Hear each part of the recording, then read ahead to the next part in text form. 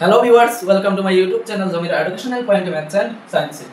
আজকে আমি আপনাদেরকে rectangle, parallelogram, triangle and square এই চারটি জ্যামিতিক আকৃতি এর কালি আপনারা কিভাবে নির্ণয় করবেন তা আমি আজ বাস্তব উদাহরণের মাধ্যমে বুঝিয়ে দেব।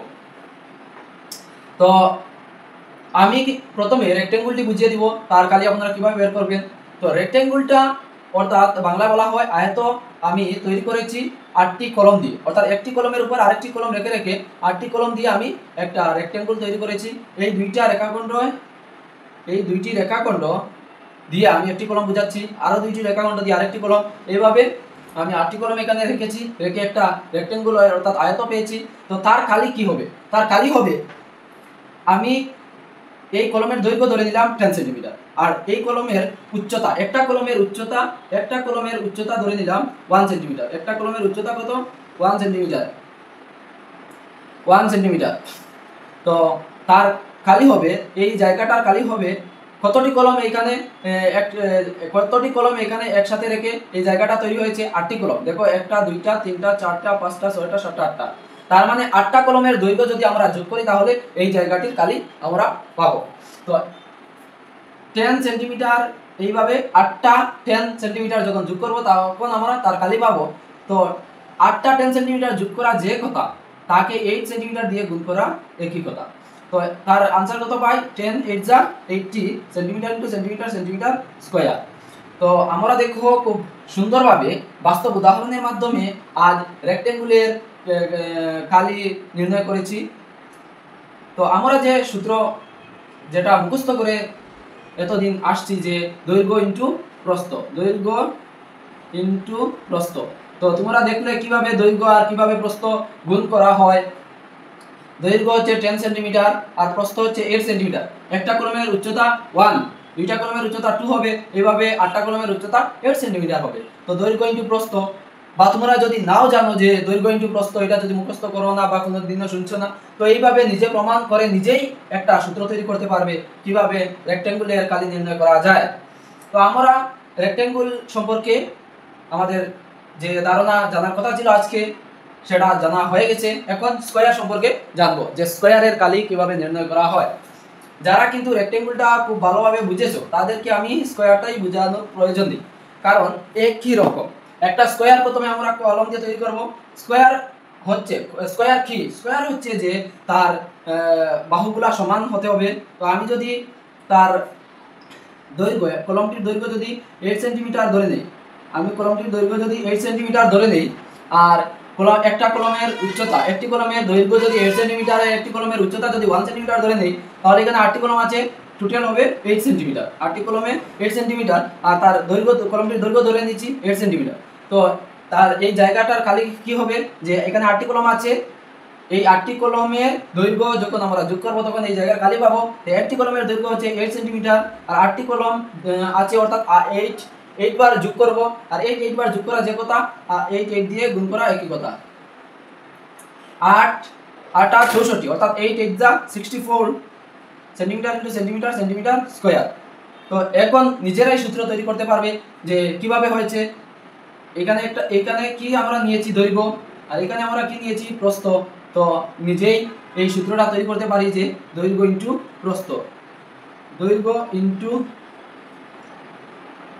দৈর্ঘ্যকে যদি আমি বি ধরি, প্রস্থকে আমি এ ধরি। কেন এ ধরবো না? কারণ কি? কারণ হচ্ছে বির মান যত এর মান তত, তাই আমরা সুবিধার্থে বি ধরবো, বি। আর দৈর্ঘ্য ইনটু প্রস্থ বি ইনটু বি হচ্ছে বি স্কয়ার। যেমন 2 ইনটু 2 হয় 2 স্কয়ার, 4 ইনটু 4 হয় 4 স্কয়ার, এইভাবে বি ইনটু বি হবে বি স্কয়ার। তো আমরা কি পেয়েছি? সূত্রটি বি স্কয়ার, বাহু স্কয়ার।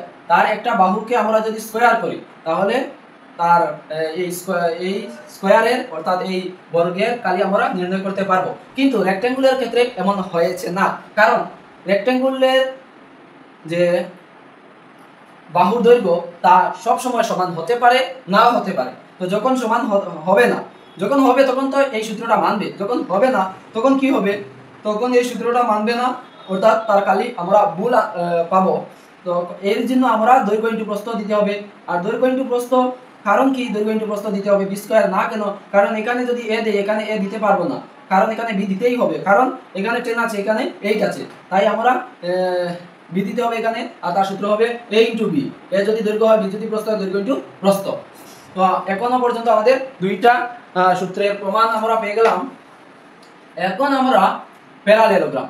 প্যারালেলোগ্রাম বাংলা হচ্ছে সামান্তরিক, বাংলা হচ্ছে সামান্তরিক। তো সমান্তরিক হচ্ছে তার বিপরীত বাহুগুলা কি সমান্তরাল। তো এটা আমাদের দেখার প্রয়োজন নেই। আমি এই প্যারালেলোগ্রাম বা সামান্তরিকটাও তৈরি করেছি 8টি কলম দিয়ে। দেখি চাই 1টা 2টা 3টা 4টা 5টা 6টা 7টা 8টা। হ্যাঁ ঠিক আছে, 8টি কলম দিয়ে আমি এটা তো তৈরি করেছি।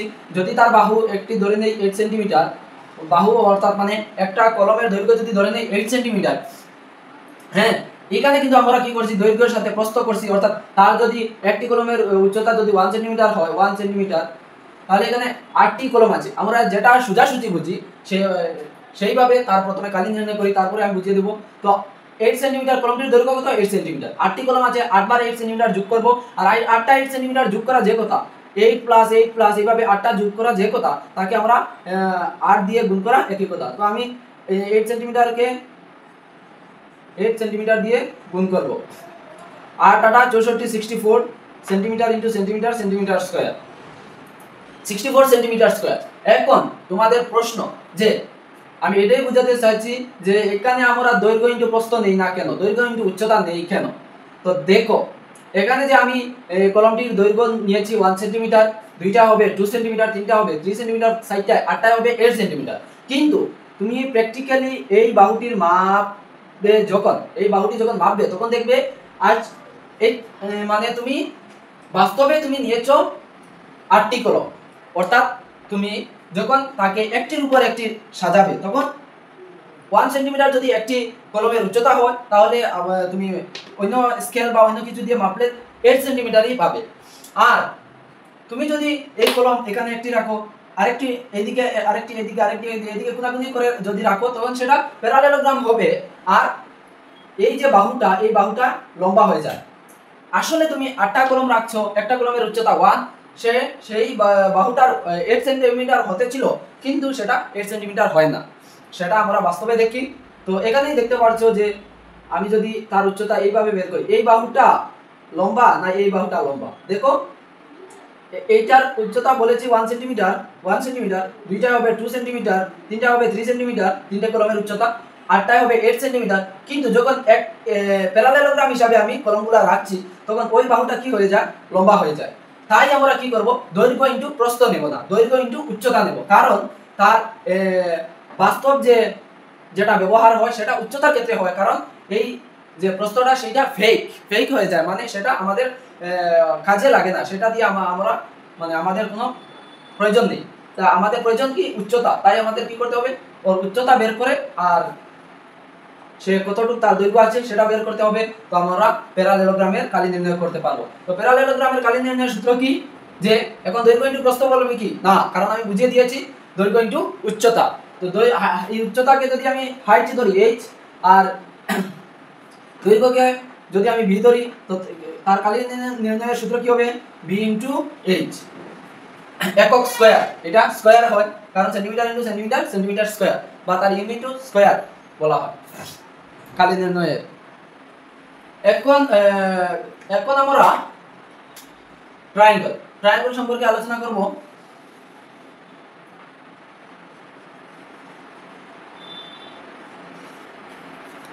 আমি ট্রায়াঙ্গল মানে একটা ত্রিভুজ, আমি একটি ত্রিভুজ আঁকছি,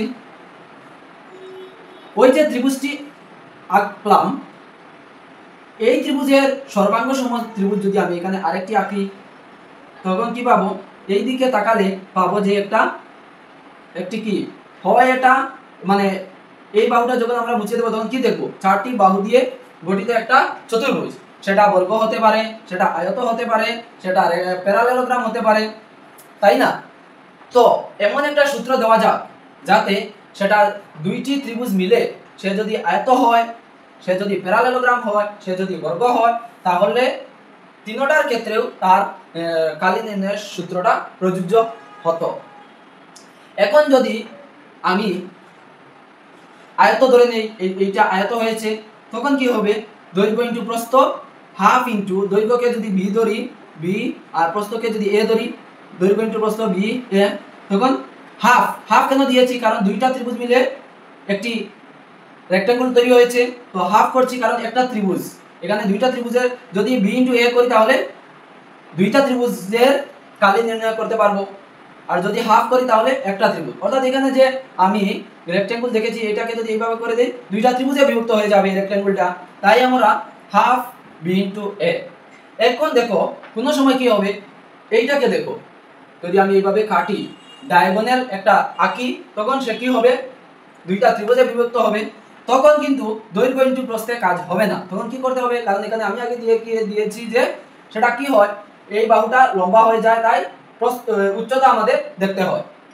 এই জন্যই আমরা হাফ ইন্টু উচ্চতা এইচ, হাফ ইন্টু উচ্চতা এইচ ইন্টু বেস। আর বর্গের ক্ষেত্রে তো বর্গের ক্ষেত্রে এখন বলবে যে প্রস্থ আর হাইটটা কি সমান? হ্যাঁ সমান।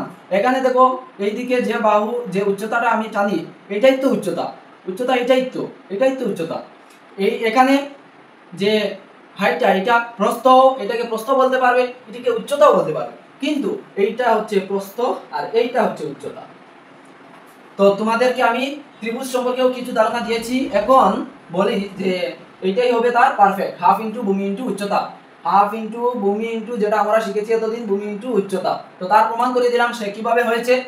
যদি একটা বর্গের ক্ষেত্রে হয় তখন হাফ ইন্টু, কারণ দুইটা ত্রিভুজে হাফ এই জন্য দিব কারণ বর্গটা স্কয়ারটা দুইটা ত্রিভুজ মিলে হয়, তাই হাফ ইন্টু বেস ভূমি ইন্টু আমরা জানি উচ্চতা, তো এইটাই তো হবে উচ্চতা। এখানে যে প্রস্থ দিতে হবে এমন তো নয়, তো এইটাই তো উচ্চতা। অর্থাৎ আমরা এইচ দিলে আমাদের সমাধান হয়ে যায়, যদি আমরা এখানে এইচ অর্থাৎ হাইট দিলে সমাধান হয়ে যায়, কিন্তু প্রস্থ দিলে আমাদের সমাধান হয় না।